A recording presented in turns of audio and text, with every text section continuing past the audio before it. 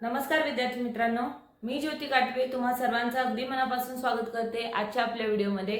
आज आपण शिकणार आहोत नेगेटिव्ह कंपोनंटच्या बिग फ्रेंड्सचा -2 चा फॉर्म्युला। -2 चा फॉर्म्युला आहे -2 -10 and +8।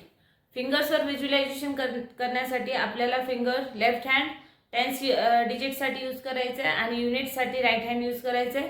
-10 करण्यासाठी थंब फिंगर मायनस करणार अँड 8 ॲड करण्यासाठी इंडेक्स फिंगर आणि 3 टाइम्स थंब फिंगर अशा प्रकारे ॲडिशन केलं जाईल।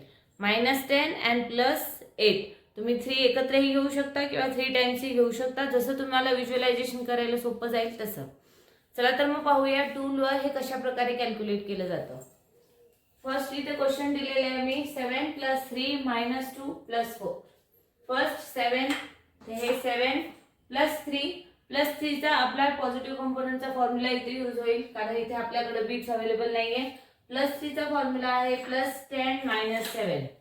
नेक्स्ट आहे -2 जो आजचा फॉर्म्युला आहे। -2 चा फॉर्म्युला आहे -10 + 8। नेक्स्ट दिलेले आहे +4। +4 साठी पण पॉझिटिव्ह कंपोनंटचा फॉर्म्युला यूज होईल +10 - 6। आपला आन्सर येतं 12।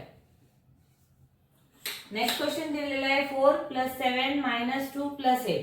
फर्स्ट हे 4 + 7 साठी फॉर्म्युला आहे +10 - 3। नेक्स्ट आहे -2 साठी फॉर्म्युला आहे -10 + 8 जो आजचा फॉर्म्युला आहे। नेक्स्ट +8 चा फॉर्म्युला आहे +10 and -2। आपला आन्सर येतं 17। नेक्स्ट क्वेश्चन आहे 6 + 5 -2 + 7। फर्स्ट हे 6 + 5 बीट्स अवेलेबल नाहीये, आपल्याला फॉर्म्युलाज यूज करावा लागेल। तर +5 चा फॉर्म्युला आहे +10 - 5। नेक्स्ट आहे -2 चा फॉर्म्युला आहे -10 + 8। नेक्स्ट आहे +7 चा फॉर्म्युला आहे +10 - 3। आपला आन्सर येतं 16।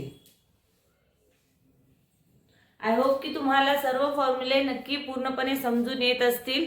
याच्याशी संबंधित मी व्हिडिओ सुद्धा अपलोड केलेला आहे या फॉर्म्युलेशी रिलेटेड, तर तो व्हिडिओ सुद्धा नक्की तुम्ही पहा। त्याच्यातने तुमचं काही डाऊट असतील तर तेही क्लिअर होऊन जातील।